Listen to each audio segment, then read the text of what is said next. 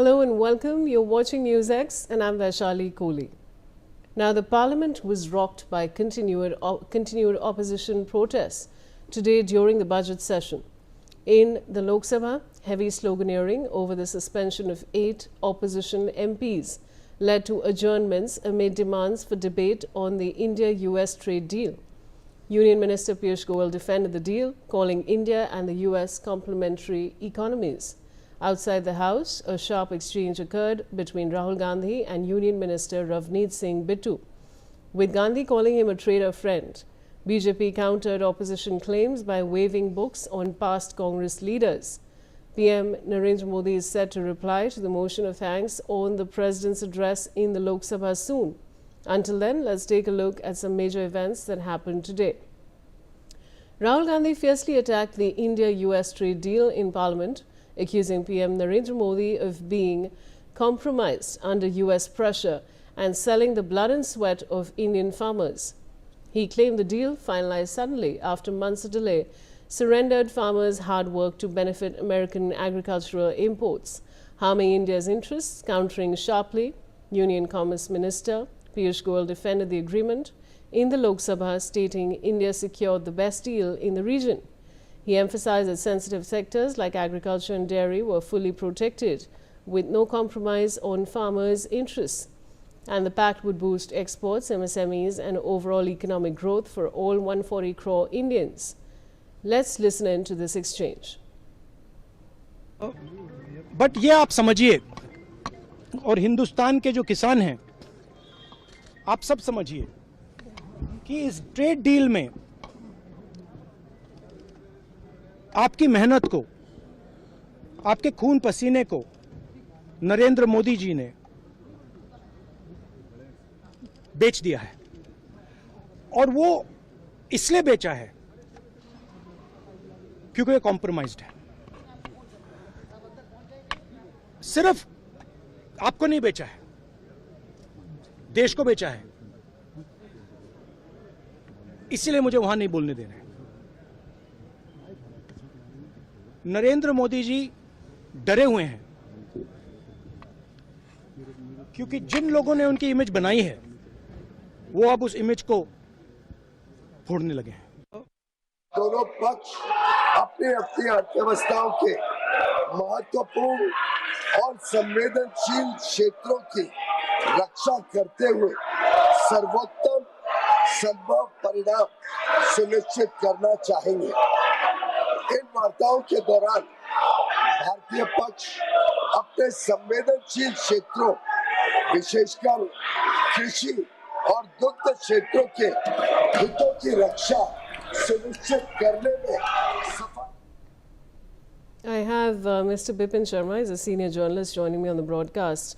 I want to talk to you, Mr. Sharma, about the fact about this particular deal really, because there are two sides to the story. Of course, we're talking about Rahul Gandhi's attack on PM Modi when it comes to this deal really, but there are two sides to the coin. Some people are welcoming it, and on the other hand, some people are saying that, you know, we're succumbing to the pressure of Trump. What would you like to say? How do you feel about this deal to begin with? You see, there are always two aspects of the same coin. So now, if you look at the pluses, there is no second thought. Everyone would agree in unison that sustained patience has finally paid off, and it seems that it is going to yield good dividends. Now, reason being, you know, if there has been a massive slashing of the tariffs from 50% to 18%, it augurs well for our Indian manufacturers and exporters, and it will give a big fillip to the economy.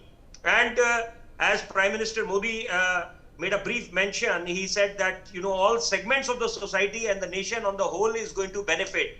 So definitely it signifies, you know, a new bonhomie, new camaraderie between India-US. It's a revised trade deal, a new bilateral agreement, and it comes in the wake of two very important developments. One, of course, some time ago when the BRICS summit happened, where three world leaders met, Prime Minister Modi, Vladimir Putin, and Xi Jinping. So that also must have sent shivers down the spine of Donald Trump. So then secondly, the mother of all deals, which was clinched between India and European Union. So I think that also must have had some impact, some bearing on the mind of the US think tanks, the policy makers and the president. But now if you look at the flip side, the concerns, you see, as the leader of opposition, the Rahul Gandhi and the opposition has all the right. They have to look at the lacunae, they have to look at the flaws, the demerits. So if there is this concern that the dairy products and the agricultural products would get a opening in the Indian market, so that is going to adversely impact our farmers. Farmers are referred to as the andatas. So you can't really dismiss it off unless and until these concerns are addressed well by not just the Commerce Minister Piyush Goyal, but also the Prime Minister of the country. So I think very bona fide concerns. But then on the whole, I would say that this definitely augurs well for our economy and for our manufacturers and exporters, because looking at the fast changing dynamics, the geopolitical dynamics, and with this threat of US attacking Iran, and then the Ukraine Russia war still on. So in the light of all this thing, I think, but then the moot point here is whether India is going to put brakes on importing oil from Russia, because that is what Donald Trump is claiming. Because let us not forget that that Russia is our time-tested friend, and we would not like to sort of strain our relations with Russia, because Russia has always stood steadfast with us. So now how this diplomacy will work and what kind of satisfactory reply the Prime Minister gives in the Parliament, that time will determine. Yes, that we are going to be seeing, as you rightly mentioned. I want to go across now to Shruti Dasgupta. Now, Shruti, as a foreign affairs expert, I want to understand from you, right, like Mr. Sharma is also pointing out, I mean, the fact that just to, just to have a nice relationship with the US, are we not straining our relationship with other countries? How do you feel about this deal overall? Well, USA accounts for about 18% of what India exports. So having good relations with someone who's close to about a fifth of what you're exporting as a market is not a bad thing for India. Having tense relationships with any nation, whether it is economically, whether it is politically, is always a bigger gamble, because you end up making associated enemies. It would not just have been USA, any other aligned partner of USA would also have to toe the line, and so on and so forth. So it kind of creates a domino effect. Similar, like for a bad example of that would be like Pakistan. We have hostile relationships with Pakistan. So any friend of Pakistan becomes an indirect enemy of ours, right? So this is a similar situation, although economically. We've not sacrificed anything. I think we've, as of now, I'm still, as we know that the deal is yet to be inked. There have been 3 failed talks that have happened, and now in the FOMO moment of the EU FTA, there has been the exchange of social media messages, and this is not an actual deal. This is just something that they're referencing to. This is probably a close to reset of what the India USA deal in February 2025 was, the Mission 500, which is what the 500 billion that Trump in his message and the White House and in their messages are referencing to. It is a scale up, but it was before the tariffs were ever actually declared. It was before where the tensions became so high that the diplomats are feeling uncomfortable trying to get through these walls of public perceptions as well as internal tensions and frictions. So I don't think we have sacrificed anything as of now. There are definitely off ramps in the sense of how we are being able to deal with it, how we are able to, whether we are being welcomed at the table of discussions with each other.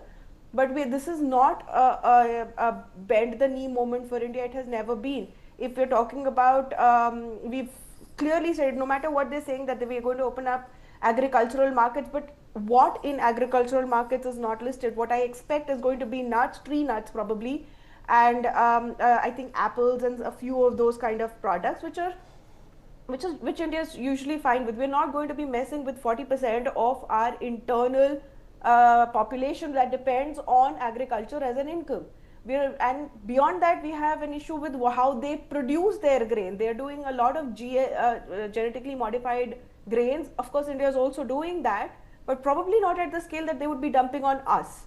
So we are looking at that with a very fine tooth comb. Dairy, we have a problem with them with dairy. That has also been very specifically stated that it's not going to be blanket open, because they give a very specified feed to their cattle, which tends to have a non-vegetarian component to it. And that is not acceptable to Indian people as such, not just because milk is a source of prasad for Indians. It is very spiritually bound to how we are as a society. So it's not comfortable for us to open up our dairy sector with a bang. So we've already given them that these are sectors you probably cannot mess with unless you prove to us that the feed of the dairy is completely vegetarian or is in compliance with what Indians are likely to accept. We have our own dairy systems like Amul, and we have others in the southern India that are depending on state-run corporations that help the local populace find sustenance. So we are not compromising. So no matter how they want to project it here on or there, we are making sure as public people, as analysts sitting on this side of the screen and diplomats sitting on that side of the table, they're making sure that every detail is looked into and catered for. Let's not go into a very hyperbole of what is happening, because the deal is not on paper, it is not in black and white. I do not know what we have agreed to as of now. There are off-ramps in terms of crude oil, but that was an expected thing. If the war goes off in Ukraine tomorrow, Russia is going to take away the discount of $10 per barrel that it was giving to India. It is going to increase its crude oil prices. So with a nation that imports 80% of its crude, we have to diversify our supply chain. If it's a Venezuela question, we were already buying before 2019. It at 8 to 10% was the peak amount of Venezuelan oil that we were importing. It's only the US sanctions that stopped us. So there are layers below layers of these statements. How Trump projects it, how Rahul Gandhi interprets it, how the people are accepting it. There are many layers to it, but we need to sit down calmly and wait for the document to come out. Piyush Goyal has given out a statement, said very, very calmly that every sector is going to be looked into in detail. I think the aggregate of the tariff is not even going to be 18%. Some sectors like pharmaceuticals, critical minerals, they are not going to face that higher tariff at all, if any. I assume they would probably go as close to zero. But there are certain sectors like the steel and aluminium, which we've been fighting with them since 2019 in the World Trade Organization. That sector is going to face more than, I think, 50% of tariff. That is 50% of tariff.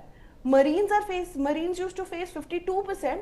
Now it's going to be lesser because they had an anti-dumping tariff and the other tariffs that were happening to them. So the marine exports are happy about it. There are so many sectors that are dependent on the 20%, 18 to 20% market in USA. They had been impacted. We have explored additional markets, so people are happier also. Let's not try and muddy the water with too much over understanding a deal which is not yet on paper. All right, I'll come back to my guests. Now, Lok Sabha erupted today as Rahul Gandhi escalated his China attack, waving former Army Chief General M.M. Narvane's unpublished memoir, 4 Stars of Destiny, to claim PM Modi abandoned responsibility during the 2020 border standoff, leaving the army isolated with a casual "Jo uchit samjho wo karo" remark. Gandhi accused the government of suppressing the book and silencing debate, saying if Modi attends, he'll gift him a copy exposing the truth. The BJP flipped the script dramatically. MP Nishikant Dubey brandished multiple published books on the Congress can of worms, including Edwina and Nehru on Jawaharlal Nehru's controversial ties with Lady Edwina Mountbatten, alongside works on Indira Gandhi, Bofors scandal and the Red Sari, demanding the opposition's first debate its own historical scandals instead of concocted claims on China. Let's listen in. This book does not exist.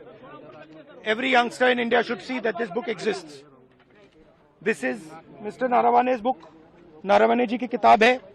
इसमें उन्होंने पूरा account लिखा है जो लद्दाख का जो account था, और मुझे कहा गया है कि मैं इस बुक को कोट नहीं कर सकता हूं. मैं आपके माध्यम से सदन को उस किताब के बारे में, उन किताबों के बारे में बताना चाहता हूं जो नेहरू परिवार, कांग्रेस परिवार के गद्दारी, मक्कारी, भ्रष्टाचार और अय्यासी से भरा पड़ा है, और वो सब छपी हुई किताब है सर. पहली किताब ये है एडवीना एंड नेहरू. भारत जो स्वतंत्र हुआ तो किस तरह से पाकिस्तान का बंटवारा हुआ और किस तरह से भारत के पहले प्रधानमंत्री अय्यासी कर रहे थे, इस किताब में मैं उसका जिक्र करना चाहता हूं.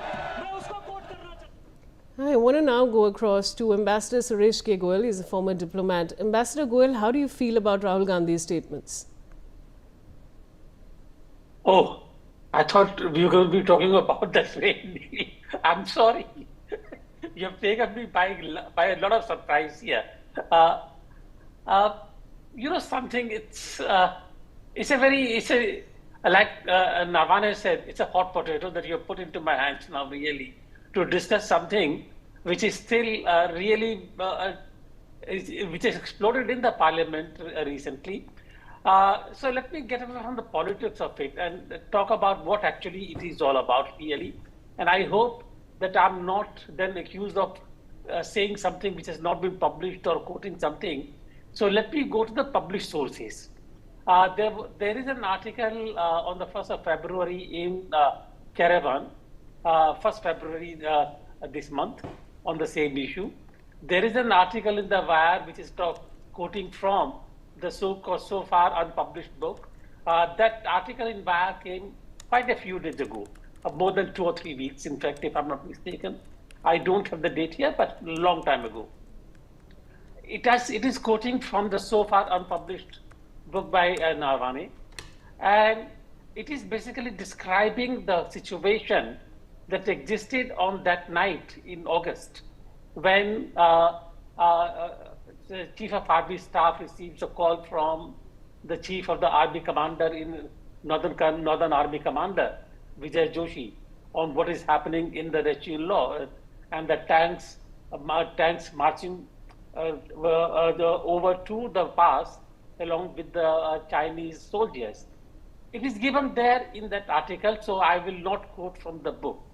Now, all I would say is that whatever Rahul Gandhi is saying, whatever the members of parliament are saying, whatever has been said about in the parliament yesterday, day before yesterday, and again remarks being made, all I would say here is that when there is a security situation of this kind, which could lead to a serious issue, and where there is a strict protocol that the decision to open fire or not to open fire will be taken at the highest level of the government, and that is what the Prime Minister is.